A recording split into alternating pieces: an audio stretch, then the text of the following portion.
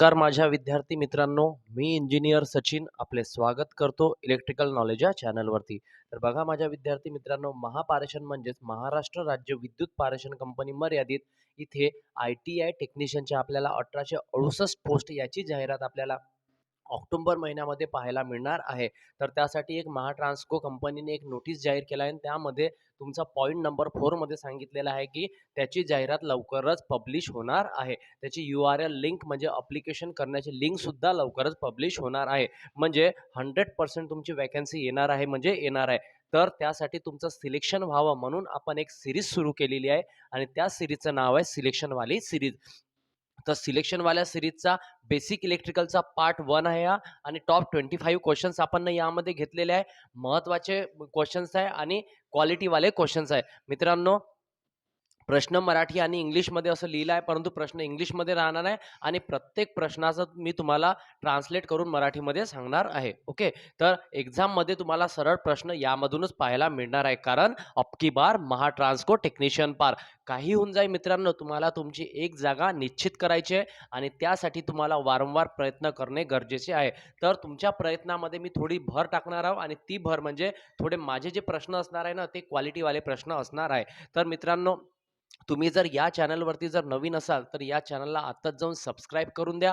Video आवडेल तर एक लाईक करायचा आणि आपल्या मित्रांसोबत शेअर मात्र नक्की करायचं. आणि हां, सबस्क्राईब केल्याच्या नंतर बेल आयकॉनसुद्धा नक्की ऑन करायचा. त्यामुळे काय होईल, तुम्हाला येणाऱ्या वेळोवेळी नोटिफिकेशन तुम्हाला अपडेट तुमच्या मोबाईलवर पहिल्यांदाच तुम्हाला पाहायला मिळेल. ओके, तर मित्रांनो बघूया आपण, कारण अबकी बार महाट्रान्सको टेक्निशियन पार. तुम्हाला तुमच्या आईवडिलाचं स्वप्न पूर्ण करायचं आहे आणि आईवडिलाचं स्वप्न हेच आहे, की माझा मुलगा किंवा मुलगी एका सरकारी नोकरीवर लवकरात लवकर लागले पाहिजे. तर ॲज अ ITI कॅन्डिडेट तुम्ही प्रायव्हेट ITI या गव्हर्नमेंट ITI कुठूनही ITI केलेलं असेल आणि ITI इलेक्ट्रिशियन वायरमनमध्ये केलं असेल, तर तुम्ही हा व्हिडिओ तुमच्यासाठी एकदम युजफुल राहणार आहे. तर सुरू करूया आपण आजचा video.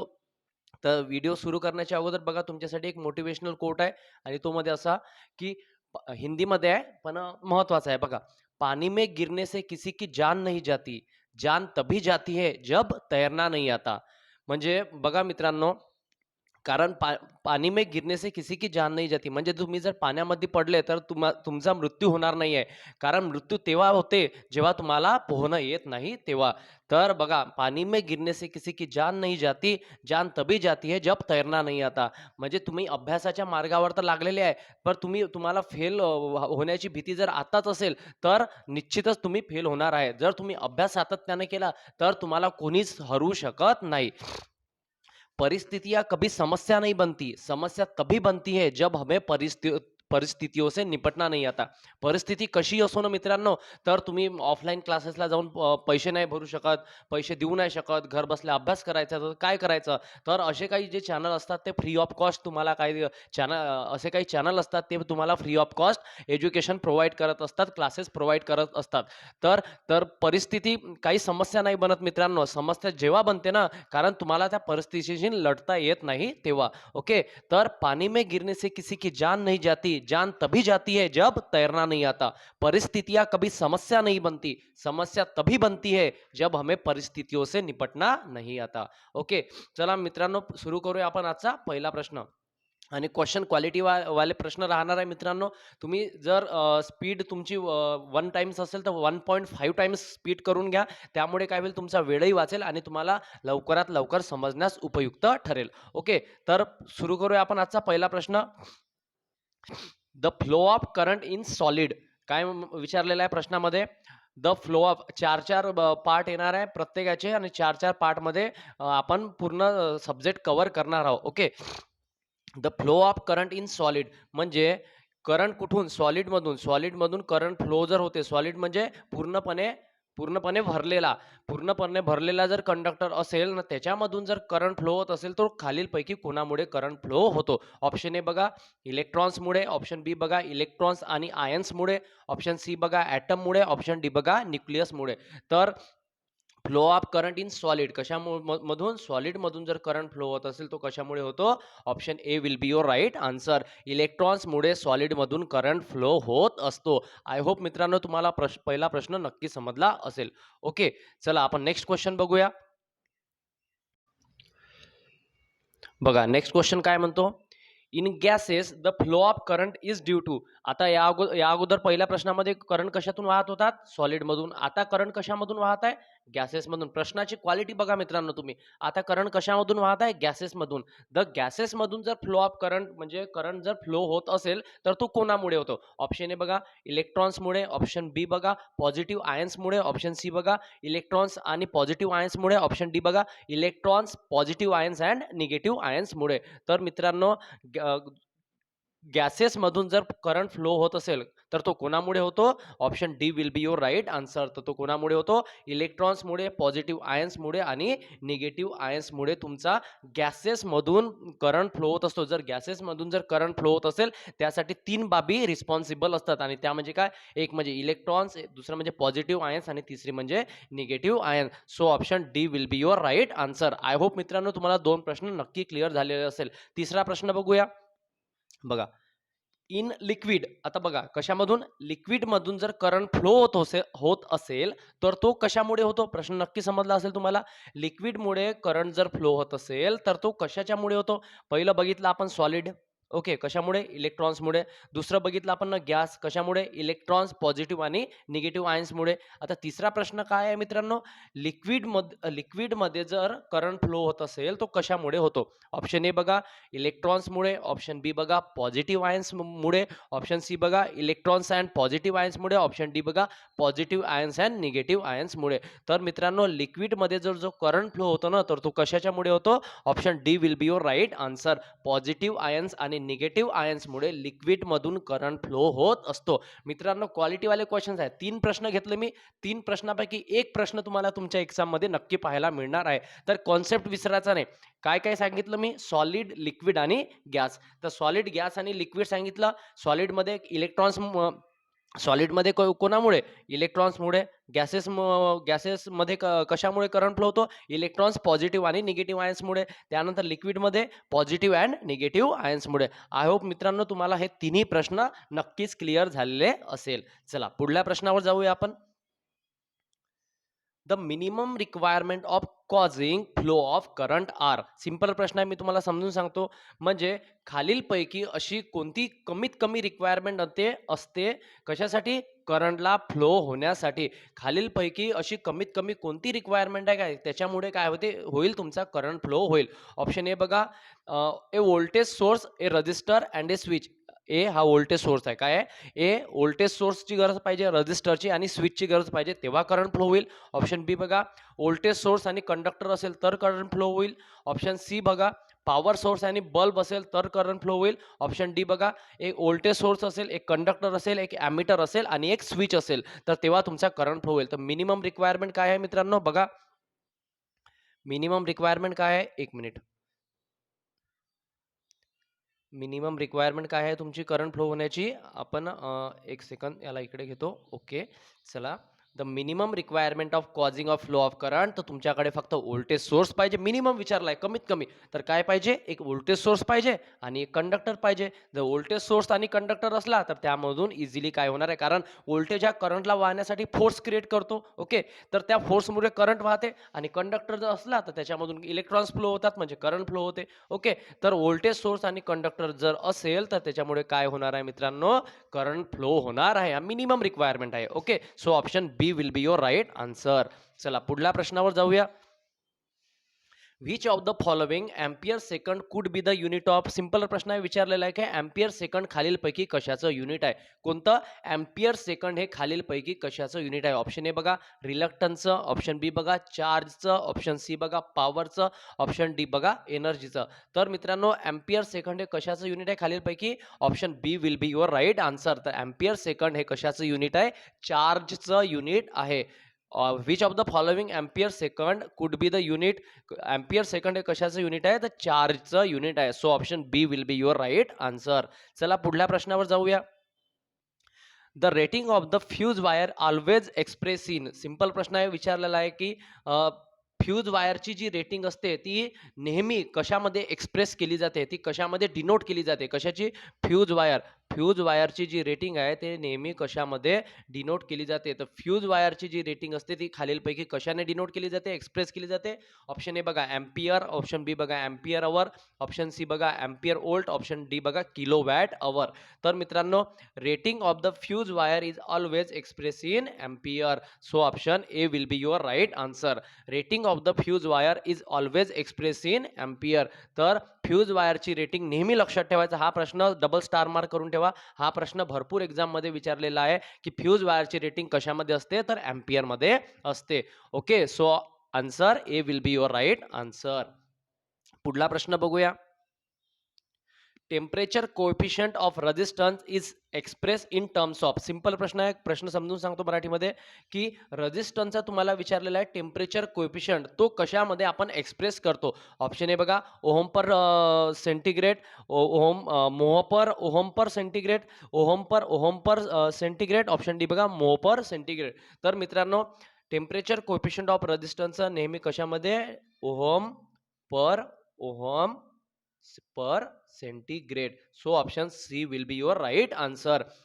Temperature coefficient of resistance नेहमी एक्सप्रेस करतात ohm per centigrade. Okay, so option C will be your right answer. Next question बघूया मित्रांनो. 1 newton metre is same as. Simple प्रश्न आहे, विचारलेला आहे की 1 न्यूटन मीटर हे खालीलपैकी कशाचं युनिट आहे. 1 न्यूटन मीटर हे कशाचं युनिट आहे. ऑप्शन ए बघा 1 वॅटचं, ऑप्शन बी बघा 1 जूलचं, ऑप्शन सी बघा 5 जूलचं, ऑप्शन डी बघा 1 जूल पर सेकंडचं. तर काय विचारलं आहे मित्रांनो, 1 न्यूटन इंटू मीटर. तर 1 newton into meter is equal to काय होते मित्रांनो, 1 जूल. काय होते, 1 जूल. मग कुठल्या ऑप्शन मध्ये आहे, option B will be your right answer. 1 newton metre is equal to 1 joule. Okay, got it. I hope मित्रांनो तुम्हाला हा प्रश्न नक्की समजलेला असेल. So B will be your right answer. Next question बघूया. Which of the following material has the least resistivity. प्रश्न काळजीपूर्वक वाचायचा. प्रश्न जर वाचला ना तुम्ही, आन्सर इझिली मिळून जाईल. बघा काय म्हटलेलं आहे प्रश्नामध्ये, बघा which of the following material has the least resistivity. म्हणजे खालीलपैकी कोणत्या मटेरियलची लिस्ट म्हणजे कमीत कमी रेजिस्टिव्हिटी असते. कमीत कमी रेजिस्टिव्हिटी म्हणजे त्यामधून जास्तीत जास्त करंट व्हाईल, जास्तीत जास्त करंट व्हाईल. खालीलपैकी असं कोणतं मटेरियल आहे. ऑप्शन ए बघा झिंक, ऑप्शन बी बघा लीड, ऑप्शन सी बघा मर्क्युरी, ऑप्शन डी बघा कॉपर. तर लिस्ट म्हणजे कमीत कमी, लिस्ट म्हणजे कमीत कमी. Which of the following material has the least resistivity. Least resistivity कशाची लिस्ट रजिस्टिव्हिटी असते, म्हणजे कमीत कमी रजिस्टिव्हिटी राहिल्यानं काय होईल, कमीत कमी रजिस्टिव्हिटी राहिल्यानं काय होईल, जास्तीत जास्त करंट व्हाईल. ओके, जास्तीत जास्त करंट व्हाईल तो कोणत्या घटकातून व्हाईल, कोणत्या मटेरियल मधून व्हाईल, कॉपर मधून वाहणार आहे. So option D will be your right answer. खालीलपैकी कोणत्या मटेरियलची लिस्ट रजिस्टिव्हिटी असते, तर option D will be your right answer. कॉपरची लिस्ट रजिस्टिव्हिटी. ऑप्शन मध्ये जर सिल्वर असतं ना मित्रांनो, तर तुम्ही सिल्वर सोबत जायचं. ओके, कारण बेस्ट कंडक्टर ऑफ इलेक्ट्रिसिटी कोणता आहे, सिल्वर आहे. So option D will be your right answer. चला पुढला प्रश्न बघूया.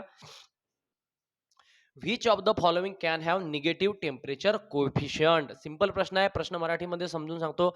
खालीलपैकी कशाचं कोणत्या घटकामध्ये निगेटिव्ह टेम्परेचर कोएफिशियंट असते. काय असते, negative temperature coefficient. Option A बघा कंपाऊंड ऑफ सिल्वर मध्ये निगेटिव्ह टेम्परेचर कोएफिशियंट असते, किंवा लिक्विड मेटल मध्ये, ऑप्शन सी बघा मेटॅलिक अलॉय मध्ये, ऑप्शन डी बघा इलेक्ट्रोलाइट मध्ये. तर मित्रांनो, जेवढी मेटल्स असतात ना, जेवढी मेटल्स असतात ते काय असतात मित्रांनो, जेवढी मेटॅलिक हे असतात तेवढी काय असतात मेटॅलिक, सर्व असतात ते पॉझिटिव्ह टेम्परेचर कोएफिशियंट. मग इथे काय आहे बघा, सिल्वर काय आहे, मेटल आहे, काय राहणार आहे, पॉझिटिव्ह. लिक्विड मेटल आहे, हे सुद्धा पॉझिटिव्ह राहणार आहे. मेटॅलिक अलॉय हे सुद्धा पॉझिटिव्ह राहणार आहे. तर वाचलं काय मग, इलेक्ट्रोलाइट काय आहे मित्रांनो, तुमचं negative negative temperature temperature coefficient. Got it. तर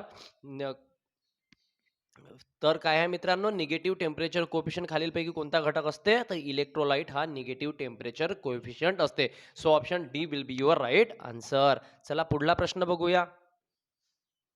11वा प्रश्न, which of the following does not have negative temperature coefficient. Simple प्रश्न आहे. काय विचारलेला आहे? खालीलपैकी कोणता घटकामध्ये नॉट नॉट म्हणजे खालीलपैकी कोणत्या घटकामध्ये निगेटिव्ह टेम्परेचर कोफिशियंट नसते. खालीलपैकी कोणता मटेरियल त्याचं निगेटिव्ह टेम्परेचर कोफिशियंट नाही आहे. काय विचारलेलं आहे? नाही आहे. तर निगेटिव्ह टेम्परेचर कोफिशियंट पेपरचं असते, रबरचं असते आणि मायकाचं असते. कारण की ॲल्युमिनियम तर कंडक्टर आहे, याच्यामधून करंट फ्लो होतो, मेटल आहे म्हणून खालीलपैकी कोणता कोणता घटकामध्ये निगेटिव्ह टेम्परेचर कोफिशियंट नाही आहे? Option A will be your right answer. Aluminium काय आहे? पॉझिटिव्ह टेम्परेचर कोफिशियंट आहे. So option A will be your right answer. चला पुढला प्रश्न बघूया. The resistance of a conductor vary inversely as. Simple प्रश्न आहे. ऑप्शन एक मराठी प्रश्न मराठीमध्ये समजून सांगतो. जो रेजिस्टन्स असतो कंडक्टरचा, कारण कंडक्टरमधून करंट फ्लो होतो, परंतु त्या कंडक्टरचा सुद्धा काय असतो? एक रेजिस्टन्स असतो. तर रेजिस्टन्स जो असतो कंडक्टरचा तो व्हॅरी होतो ॲज कोणाच्या इनव्हर्सली प्रपोर्शनल, म्हणजे कोणाच्या तो व्यस्त प्रमाणात आहे. तर मित्रांनो ऑप्शन ए बघा लेंथच्या, ऑप्शन बी बघा एरिया ऑफ क्रॉस सेक्शनच्या, ऑप्शन सी बघा टेम्परेचरच्या, ऑप्शन डी बघा रेजिस्टिव्हिटीच्या. तर तुम्हाला एक फॉर्म्युला माहित असेल मित्रांनो, R is equal to rho L by A. हा फॉर्म्युला सर्वांना माहित असेल, बेसिक आहे हा फॉर्म्युला. तर मित्रांनो काय विचारला आहे? रेजिस्टन्स. मग कोणाच्या समानुपाती आहे?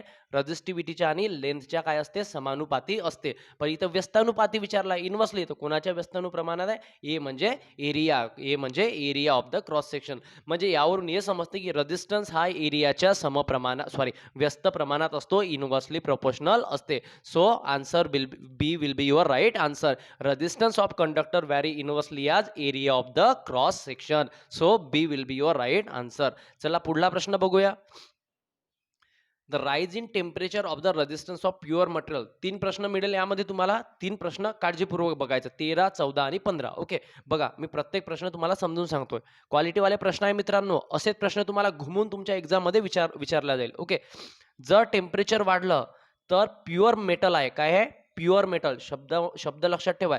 रेजिस्टन्स टेम्परेचर वाढलं तर प्युअर मेटलचा जो रेजिस्टन्स आहे तो काय होईल? जर टेम्परेचर जर वाढलं, तापमान जर वाढलं, तर प्युअर मेटल्स आहे. Pure metals means silver, copper, aluminium. Pure जर मेटल आहे तर त्याच्या रेजिस्टन्सवर काय परिणाम होईल? ऑप्शन ए बघा इन्क्रीज, ऑप्शन बी बघा डिक्रीज होईल, सी बघा first increase and then decrease म्हणजे वाढेल आणि कमी होईल, ऑप्शन डी बघा किंवा रिमेन कॉन्स्टंट म्हणजे सारखं एक समान राहील. तर मित्रांनो प्युअर मेटलचा जर तापमान जर वाढलं, विथ राईज लिहिलं आहे, राईज म्हणजे वाढणे. जर तापमान जर वाढलं तर प्युअर मेटलच्या रेजिस्टन्सवर काय परिणाम होईल? तर तापमान वाढले असता रेजिस्टन्स सुद्धा वाढत असतो. कशाचा? प्युअर मेटलचा. तापमान वाढलं असता रेजिस्टन्स सुद्धा वाढत असतो. So A will be your right answer. चला पुढला प्रश्न बघूया. क्वेश्चन बघा मित्रांनो, तुम्हाला क्वेश्चन क्वालिटीवाले मिळणार आहे. नेक्स्ट क्वेश्चन बघा, मजा येईल तुम्हाला. Okay, next. टेम्परेचर वाढलं तर इन्सुलेटरच्या रेजिस्टन्सवर काय परिणाम होईल?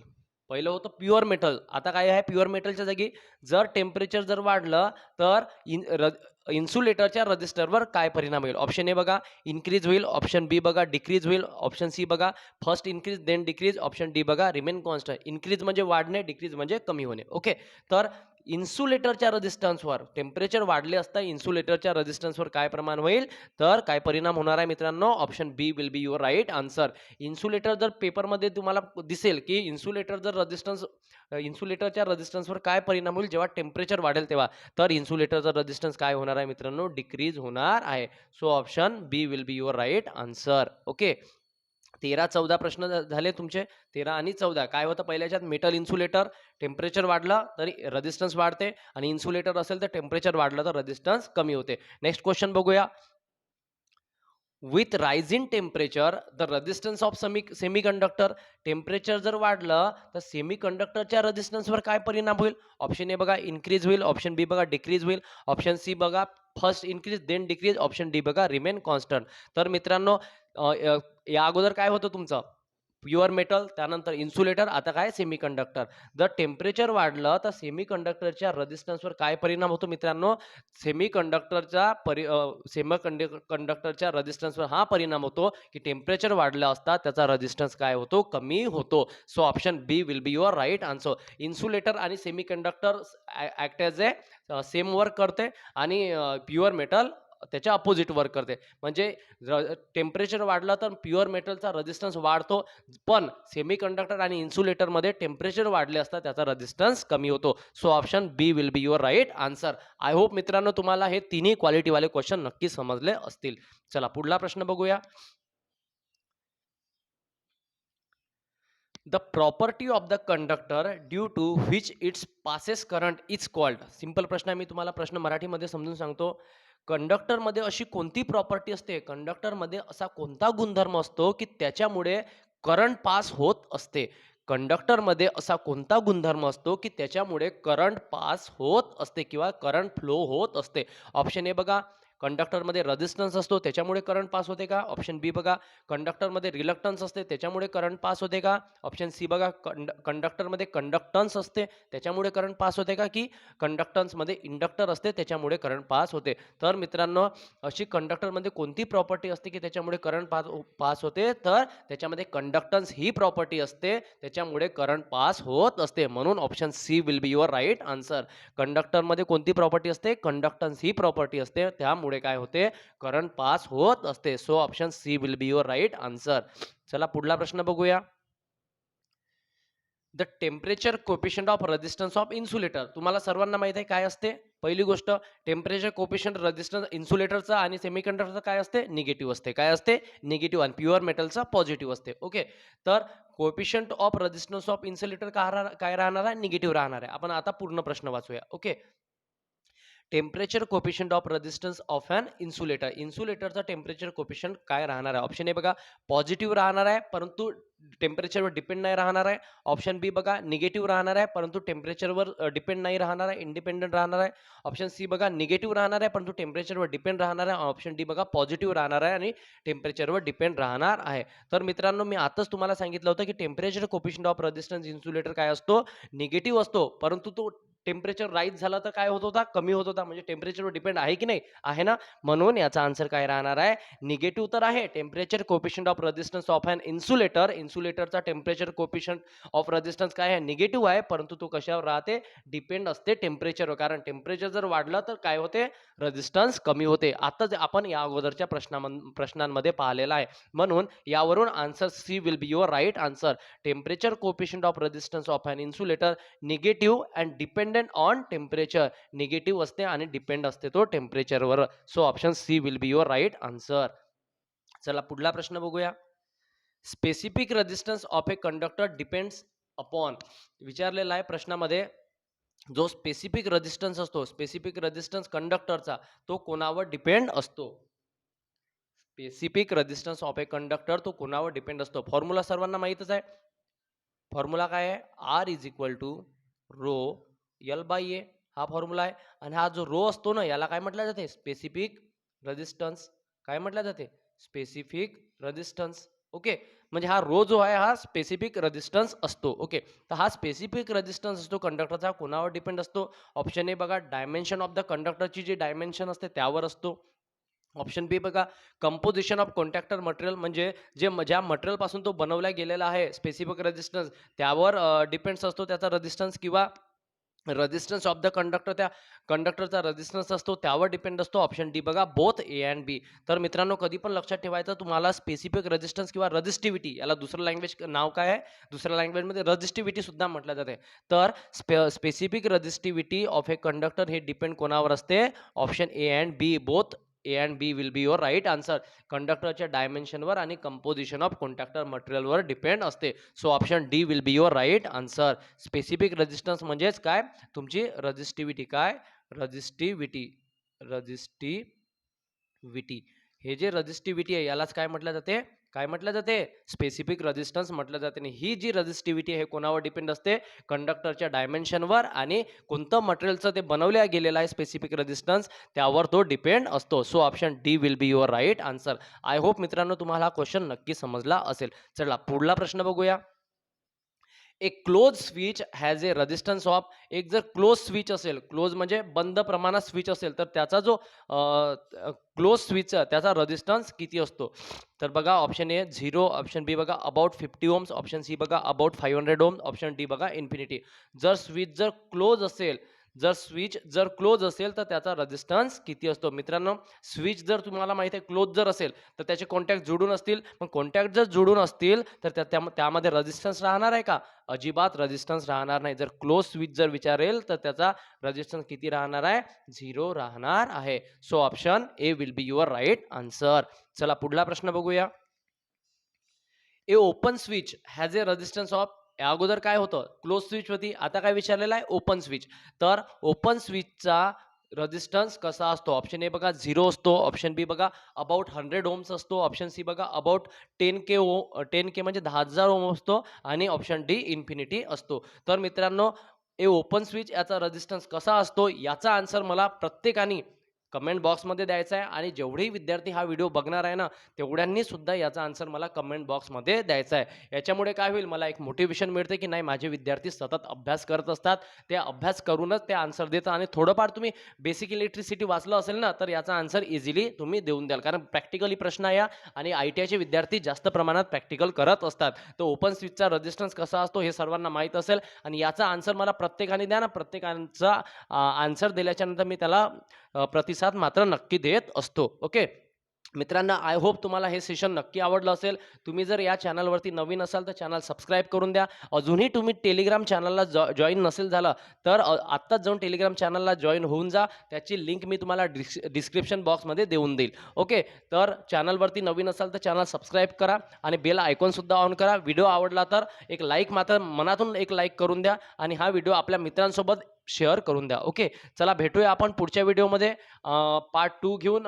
बेसिक इलेक्ट्रिकलचे 4 पार्ट येणार आहे आणि टॉप 20-20 क्वेश्चन्स करून 80 ते 100 प्रश्न मी तुमचे कव्हर करून देणार आहे. ओके. चला भेटूया आपण पुढच्या व्हिडिओमध्ये. एक नवीन व्हिडिओ घेऊन, नवीन अपडेट घेऊन मी तुमच्या समोर येतो. तोपर्यंत बाय.